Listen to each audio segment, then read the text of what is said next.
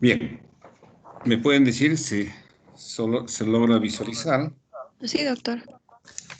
Muy bien. Entonces hoy día vamos a abordar este tema. Hay un eco. Mm, Hola, tengo un eco que está por ahí. ¿Puedes apagar el sistema? A ver, Sí, voy doctor. a... Ya lo silencié. Ya está. Hola, hola. Ahora sí, gracias. Entonces, como su nombre dice, vamos a abordar ahora algunas generalidades sobre el embarazo. Entonces, mm,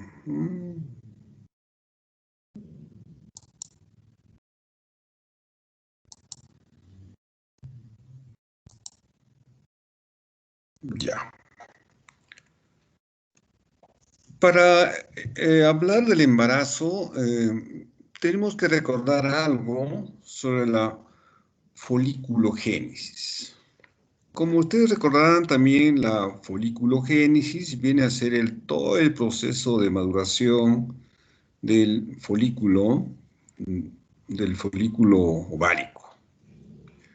Igualmente, entonces esta foliculogénesis se origina con el folículo primordial, que lo ven acá en la diapositiva.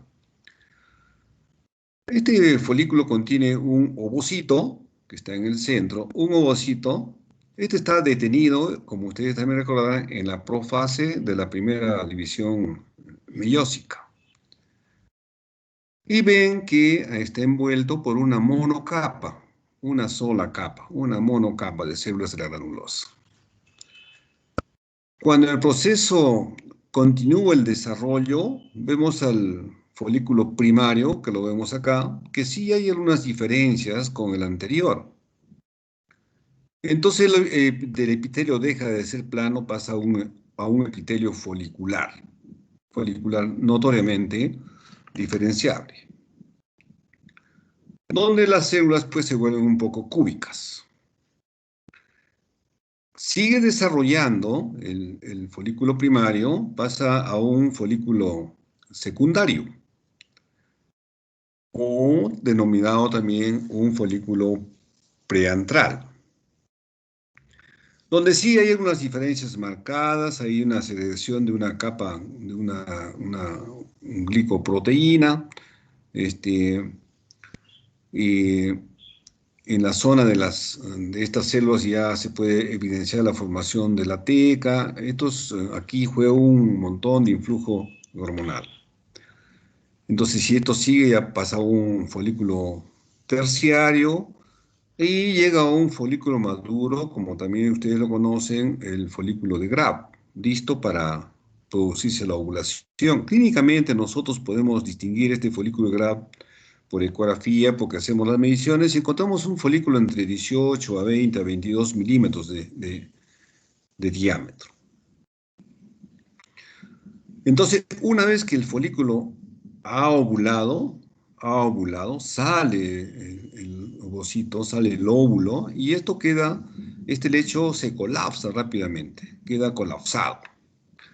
Entonces, una vez que ha salido, perdón, el óvulo, entonces se produce la fecundación, que viene a ser la unión del óvulo con el espermatozoide. Esto ocurre en el tercio externo de la trompa.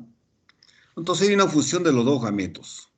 De este modo también, para recordarles que se restablece pues la dotación cromosómica normal del ser humano, que ustedes saben, 46 cromosomas.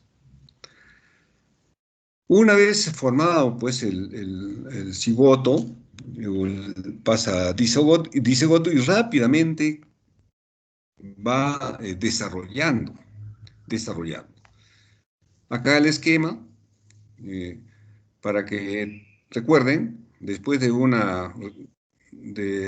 tener relaciones sexuales, se produce la eyaculación y el semen, o sea, los espermatozoides, están en la vagina. Estos ascienden rápidamente, llegan acá al endocérvix, donde se nutren o se capacitan, o se alimentan, para que tengan más clara la idea. Los espermatozoides ya vitalizados, estos dos se tienen que migrar, desplazarse por las trompas, para ambas trompas, y llegan al tercio de la trompa, donde se produce la fecundación. Entonces, eh, acabamos de decir que el ovario se produce la ovulación, sale el óvulo y es captada por las fimbrias y pasa a la trompa. Entonces, y se produce acá la fecundación, la unión del óvulo con el espermatozoide, entonces dando así al cigoto o a la fertilización.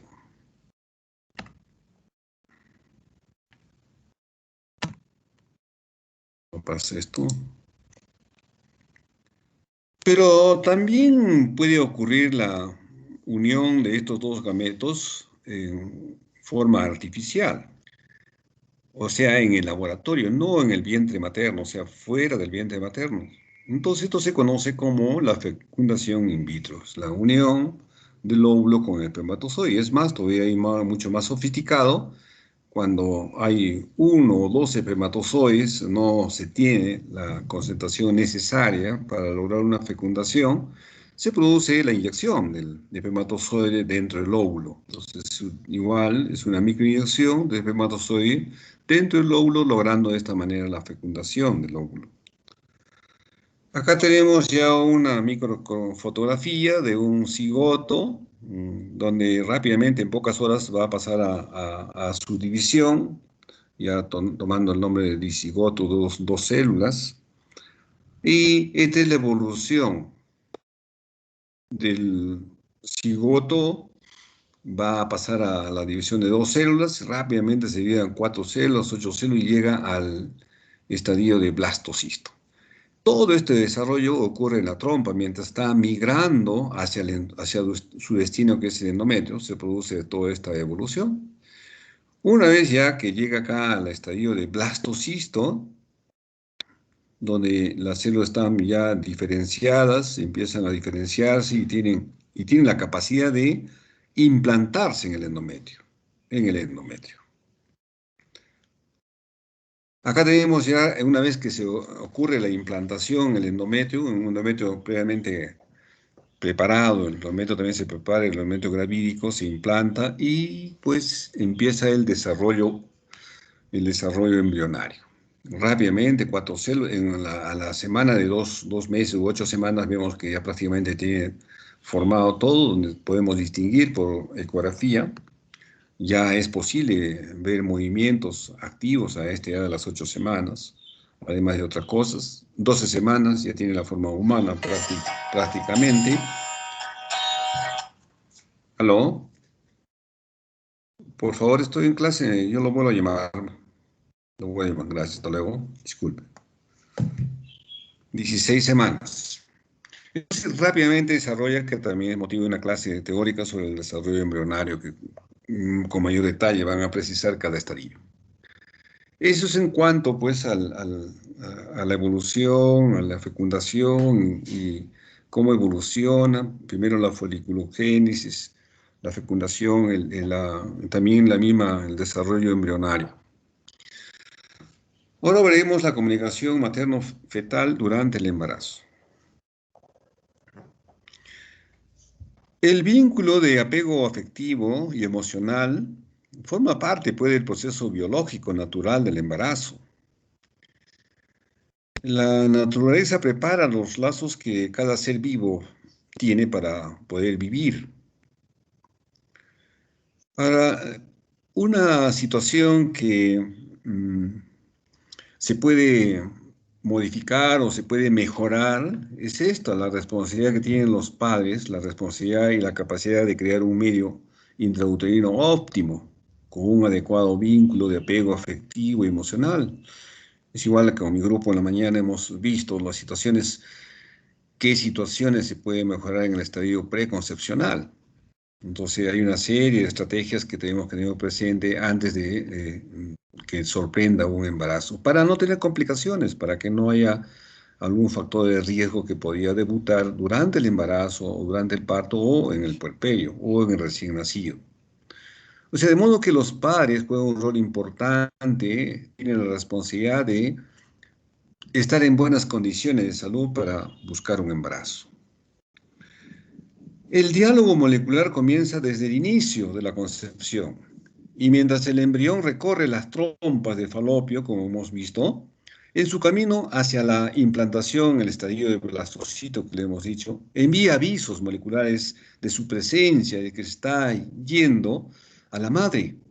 Y la madre responde, aportando factores nutritivos, le hace el camino favorable, le crea nutrientes para el embrión y también lo orienta en qué sentido debe desplazarse el endometrio. O sea, es maravilloso esta unión, esta comunicación, diríamos. De esta manera va animándolo a crecer y a seguir viviendo. Entonces se establece el primer diálogo molecular y ambos se preparan para pasar los 9 meses de vida en forma de simbiosis. Entonces, por medio de este medio natural, el embrión, que es extraño al organismo de la madre, libera desde los primeros días sustancias que desactivan las células maternas que podían rechazarlo en cualquier momento, que deberían generar las defensas correspondientes. En este proceso, el hijo envía señales para la madre, como había comentado, y a través de las comunicaciones entre el embrión y los tejidos del útero materno o de la madre, tiene lugar una serie de procesos relacionados y precisos para crear una tolerancia inmunológica. La madre reconoce a su hijo como alguien distinto de ella porque su mitad de él es del padre, pero sin señal de ser un peligro para la madre. Y por eso estas dos vidas permanecen y se mantienen en una modalidad de simbiosis. Entonces la comunicación materno-fetal durante el embarazo, pues también los fetos en desarrollo sienten. Estos fetos aprenden, recuerdan y son capaces de responder a los estímulos. Y tienen una comunicación constante con su madre o con la madre. Constante desde la implantación hasta que después del parto, ahí sigue después del parto. El hecho de la lactancia materna es una comunicación increíble. Mientras la madre está agarrando a su niño, está lactando, el niño le mira a los ojos de la madre le mira al niño. Realmente es una comunicación impresionante, impresionante. Entonces hay una comunicación bioquímica entre la madre y el feto a través de la placenta, que es un órgano de intercambio complejo. Ahora pasamos a otras en cuanto a la atención prenatal organizada. ¿Qué entendemos por una atención prenatal organizada? Es pues cuando esta atención prenatal es oportuna, cuando esta atención prenatal identifica los factores de riesgo. ¿Y esto para qué? ¿Para qué identificamos los factores de riesgo? Para disminuir la mortalidad perinatal. Hay factores que los podemos determinar durante el embarazo con anterioridad, en forma oportuna y temprana, y darle el tratamiento adecuado, y de esta manera vamos a disminuir la mortalidad materna. Y también vamos a disminuir la mortalidad materna y perinatal, de las dos, tanto de la madre como del niño. Se puede determinar, ejemplo, si es que nosotros pacientes, conocemos su factor de riesgo, paciente cesárea anterior 2 veces y que la placenta está inserta en el segmento uterino inferior, o sea, hay una placenta previa, con estos dos datos nosotros estamos rápidamente sospechando que pudiera complicarse con un acretismo placentario. O sea que la placenta se introduce fuertemente en el útero, que puede traspasar el útero y llegar a cerebros, llegar a órganos vecinos, y que en el momento del parto, si es un parto normal, por decir, va a cursar con una hemorragia masiva que puede comprometer seriamente la madre, la salud de la madre. No se olviden que uno de las cuatro causas de mortalidad materna es justamente la hemorragia postparto. Entonces, con un diagnóstico anticipado, tenemos que programar su cirugía, atento con todas las complicaciones que pudiera haber. Entonces, a eso se refiere, se disminuye la mortalidad materna con una atención prenatal oportuna. El control prenatal inadecuado conlleva a mayores tasas de partos pretérminos.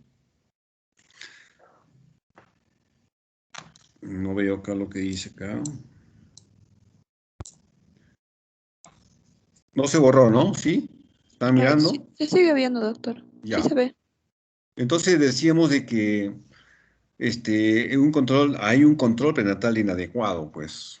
Esto nos va a llevar a mayores tasas de partos pretérminos, del crecimiento intrauterino, este, pequeños paralajes cerebrales y mayores tasas de infecciones y de mortalidad materno-perinatal. Esa es la consecuencia de un control prenatal inadecuado. Generalmente en nuestro medio se hacen gran porcentajes, tenemos estos controles inadecuados. Ahora, es importante conocer si un control prenatal es adecuado o inadecuado. Entonces, se han, de hecho, muchas estrategias para evaluar y determinar si es un control inadecuado o no.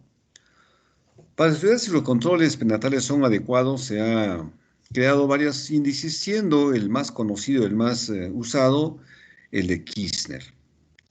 Entonces, este combina la edad gestacional, el tiempo de la primera visita, o sea, en qué momento hacemos el diagnóstico de embarazo. A veces hay mujeres que se presentan después de 4 meses, 3 meses, recién se enteran incluso que están embarazadas.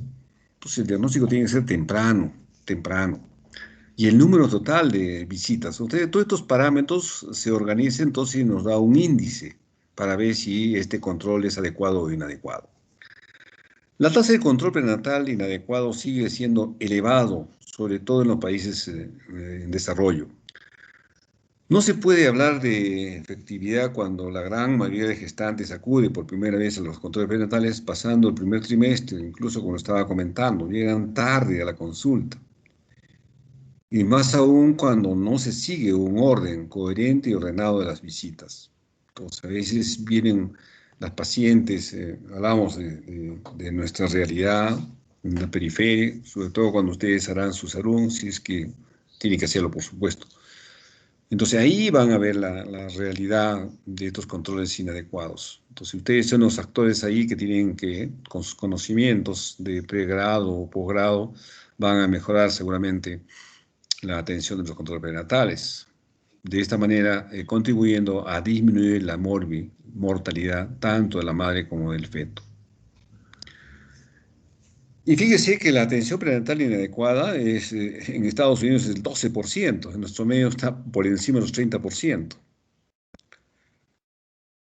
Otro parámetro en cuanto al control prenatal es la eficacia de la atención prenatal.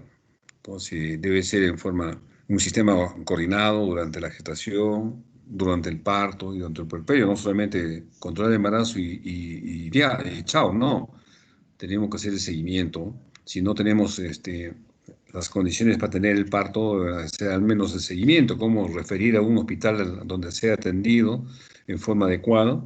Y también, pues, interesarse cómo le fue el parto. Si ustedes han hecho una referencia y se olvidan, no, tienen que interesarse en el seguimiento, cómo le fue, cómo está la madre, cómo está el bebé y seguramente que ustedes van a seguir haciendo el puerperio, controlando y tienen que saber qué se hizo, cómo salió el parto para que puedan seguir controlando en buenas condiciones. En cuanto a la organización de la atención prenatal, entonces, ¿cuál es su contenido? Es la atención previa a la concepción, diagnóstico rápido del embarazo. La primera consulta prenatal debe ser temprano. Las visitas prenatales de seguimiento deben ser en forma ordenada, adecuada y de acuerdo a un protocolo, de acuerdo al carnet prenatal que les hemos hablado. Ahora veamos el diagnóstico del embarazo. Entonces, ¿cómo hacemos el diagnóstico del embarazo? Entonces, tenemos cuatro cosas fundamentalmente. Primero, signos de presunción o síntomas generales. del embarazo. La paciente viene con náuseas, vómitos, malestar, inapetencia, epigastralgia, etcétera, etcétera. Son signos presuntivos, generales, muy distintos de una paciente a otra. Hay pacientes que no tienen ninguna molestia, otras que llegan a la hiperemesia gravídica. Si es un estudiante de medicina con toda seguridad está en la emergencia haciendo, vomitando todas las 24 horas. O sea, mucho depende también del momento, el estrés de la persona. Y después tenemos los signos probables del embarazo, signos probables o locales, o sea, en otras palabras, los signos de probabilidad los dan los genitales, los signos de presunción los son extragenitales, náuseas, vómitos, inapetencia, etc. Y los que están en el útero, o sea, aumento del tamaño uterino, cambios de coloración en el cuello uterino, etcétera, los da signos probables de lo dan los genitales de la mujer. Y los signos de certeza, ¿quién nos da? El feto. El feto dice, yo estoy acá. Los latidos cardíacos, los movimientos fetales, entonces los da el feto los signos de certeza. Y los signos del embarazo por alteraciones de laboratorio, cuando tenemos dudas, sobre todo en las primeras semanas de gestación, que nos viene con retraso menstrual, hacemos un examen, todo está normal, y la ecografía, hacemos una ecografía, todo está normal, porque en los primeros estadios la ecografía es normal prácticamente, solamente se ve un elemento engrosado, nada más. Entonces acá sí echamos mano a los exámenes de laboratorio. O de repente cuando ustedes vayan a atender un sesorum, no tienen el ecógrafo, entonces tienen que hacer las pruebas de embarazo. Entonces el diagnóstico del embarazo, diagnósticos de la fecha probable del parto. La diagnóstico de la edad gestacional se toma como referencia el primer día de la regla. Entonces, desde ahí se comienza para adelante, semana a semana, para contar la edad gestacional. Por ejemplo, si es que la mujer, la paciente ha tenido como fecha de última menstruación el 15 de febrero, entonces del 15 de febrero hasta ahora contamos de semana, semana, semana, hasta hoy día 30. Entonces tenemos más o menos las 6 semanas que más o menos tenemos la edad gestacional. Se cuenta entonces desde el primer día de la menstruación. Y para ver la fecha probable del parto, tenemos que tener la referencia de la fecha de la última menstruación.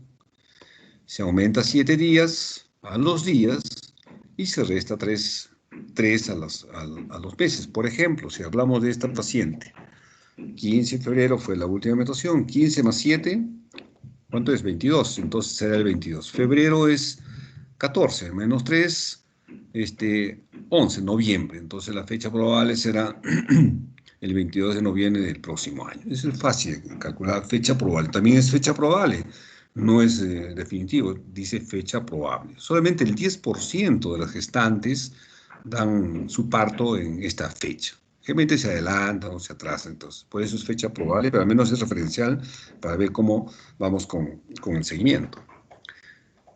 Volviendo a los signos de presunción generales. Entonces, como habíamos dicho que son manifestaciones extragenitales. Son muy variables de paciente a paciente. Son muy subjetivas y son inconstantes. No es general para todas. Pues hay mareos, lipotimias, palpitaciones, cialorrea, náuseas, vómitos, fatiga, irritabilidad, modificaciones de carácter, cambios en la mama, etc. Son signos de presunción. Entonces nosotros vemos esto, señora, y hay retraso menstrual, entonces, señora, presumiblemente hay que descartar un embarazo. Alteraciones de la micción, puede ser el poliacura, tenemo, aumento de la pigmentación en la piel, la aparición de estrías, etc. Todo lo que está fuera de los genitales. Y los signos de probabilidad o locales, habíamos dicho que los da los genitales de la mujer. Retraso menstrual. O sea, generalmente la paciente viene a consultar porque no le viene su menstruación. Y si es paciente que está en una vida sexual activa, entonces, ojo, lo primero que debemos descartar es un embarazo. Igual, no se olviden, hay pacientes que se descuidan de esta situación. Entonces, cuando ustedes están viendo una paciente, no solamente ginecológica, por alguna otra patología, No se olvide de preguntar siempre, señora, ¿cuándo fue su última menstruación? Porque le van a administrarle medicamentos que involuntariamente ustedes puedan dar algún medicamento que pueda tener repercusión sobre el embarazo. Siempre entonces preguntar, señora, ¿cuándo fue la última menstruación? Ah, pues entonces está embarazada, está con retraso mental. Ah, pues señora, un momentito, primero tengo que descartar el embarazo. Bien. Entonces, entre estos cambios locales están los cambios de consistencia del cuello uterino. El cuello se torna blando. Entonces, normalmente, si ustedes se tocan la punta de la nariz, esa turgencia debe tener el cuello uterino. Pero el embarazo se torna blando. Esto ocurre generalmente entre las 6 y 8 semanas. Hay un agrandamiento del abdomen, obviamente, el útero comienza a ser extrapélvico. Hasta las 12 semanas es intrapélvico, no hay ninguna, no lo pueden reconocer todavía. Pero después de las 12 semanas, el vientre comienza a aumentar, ya es notorio.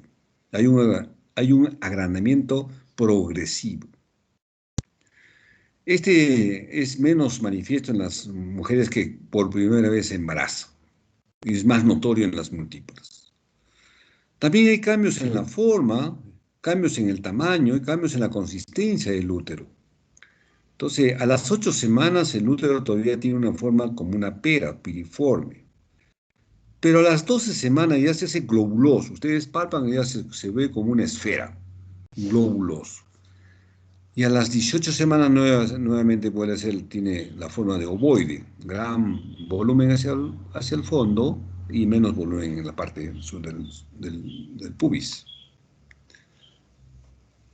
En estos signos locales también hay algunos signos probables o locales característicos que nosotros debemos conocer. Uno es el signo de Chadwick. ¿Qué es el signo de Chadwick? Esos son cambios de un color violáceo de la mucosa de la vagina y la vulva y del cuello uterino. Todo el fondo. Uno pone el espéculo, ve el cuello uterino y el fondo de fondo vaginal anterior y posterior violáceos, azulados. Entonces, si ustedes ponen y ven un color violáceo, ya sospechar en embarazo. Pero también esta coloración lo podemos ver cuando la paciente está consumiendo anticonceptivos. Entonces, también tener esa situación. Pero vean un cuello violáceo, descartar embarazo.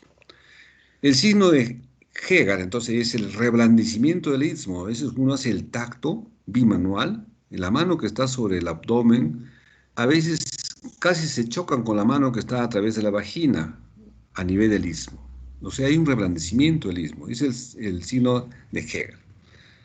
El signo de Piscacet, entonces hay una simetría. Entonces, si el blastocito se implanta en uno de los cuernos, entonces va a crecer más. Y hay una asimetría netamente palpable y reconocida en el examen clínico, también por ecografía. Y el signo de Noble Budín es un útero globuloso a través del fondo. A través del fondo. Uno hace el tacto, en los sacos, en el fondo del saco ya nota algo como un útero globuloso. Acá tienen, entonces acá es el tacto bimanual, acá podemos reconocer el reblandecimiento del istmo. Igual, fíjese acá, la mano que está a través del abdomen y de la vagina, hay un reblandecimiento del istmo. Entonces acá uno hace el tacto y choca el globo rápidamente. En un útero que no hay embarazo, fíjese, se puede ver, pero acá rápidamente choca al útero globuloso. El signo de Piscacet, la simetría. La simetría, igual, fíjese la simetría. Muy notorios para el diagnóstico de embarazo. Igual lo mismo, entonces, lo que hemos echado, todo lo que hemos hablado. Los signos de certeza, hemos dicho, ¿quién lo da? El feto. El feto. Y el feto. Entonces, eh, la acción del corazón fetal, o sea, digamos mejor, los latidos cardiofetales, varían en un embarazo normal de 120 a 160 latidos por minuto. Una frecuencia por debajo de 100 y ya estamos hablando de una bradicardia fetal, que tenemos que investigar, algo está pasando con el feto. Realmente es un sufrimiento fetal. Latidos por encima de los 160, 170, 80, ¿qué está pasando? ¿La madre está con fiebre o el bebito tiene con alguna alteración? Entonces, los latidos cardiofetales clínicamente se auscultan o se escuchan con el estetoscopio de Pinal entre las 17 y 19 semanas.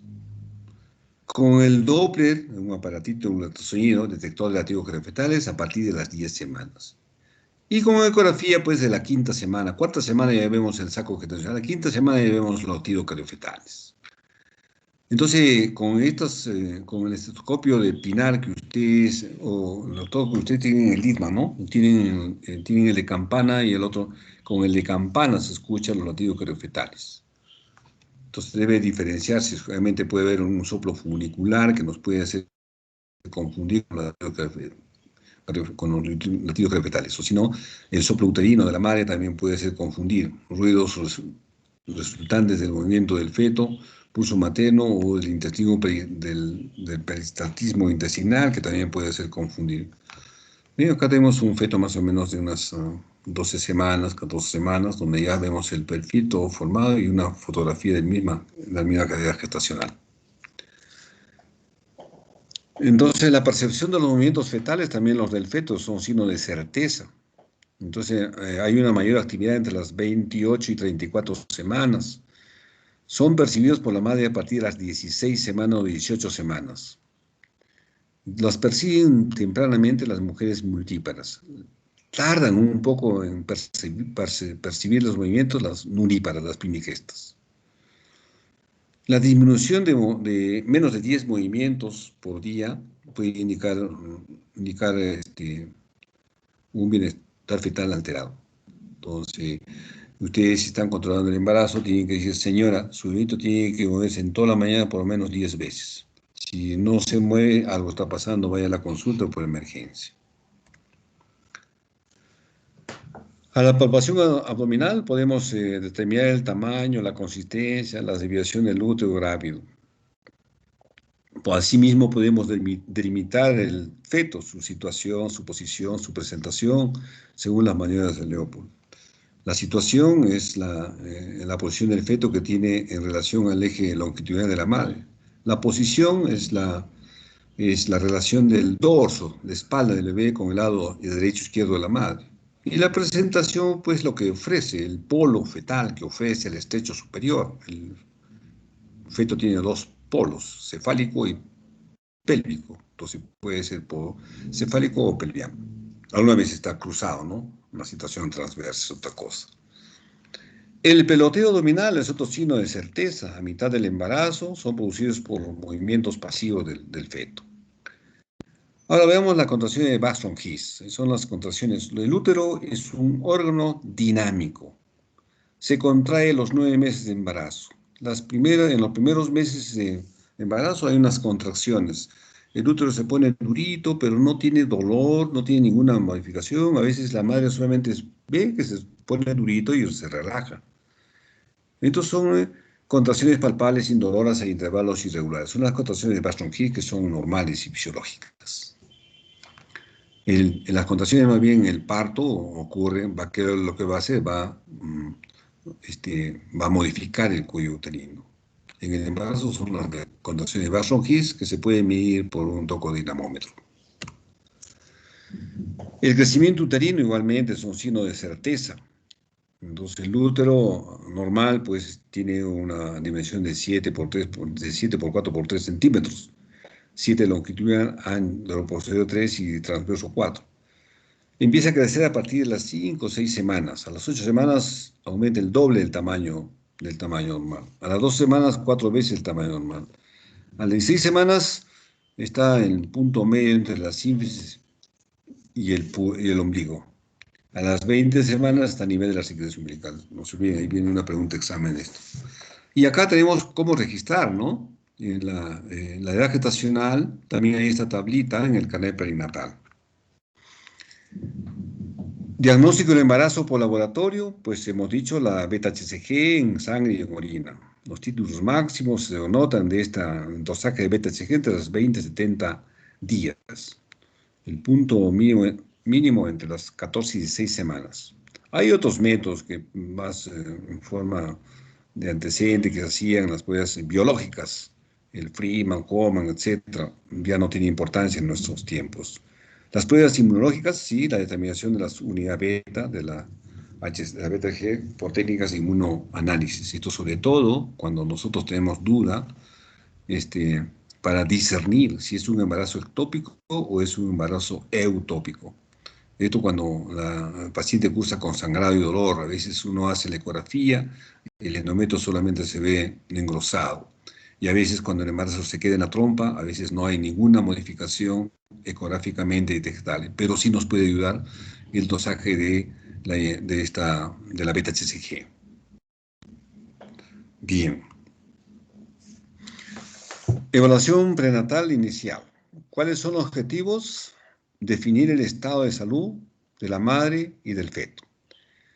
¿Cuál es el objetivo? Calcular la edad gestacional del feto. ¿Cuál es el objetivo? Emprender un plan de atención obstétrica. Hay mujeres que no precisan la fecha de la última menstruación.